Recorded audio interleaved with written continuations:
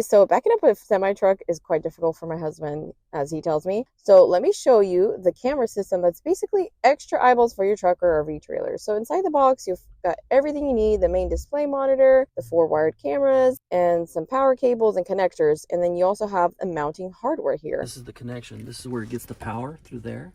This goes inside here. This is where your cameras hook up right here. Okay. So this is the wire that goes to the camera right here. See that? You run it all the way to your back, connects to the camera.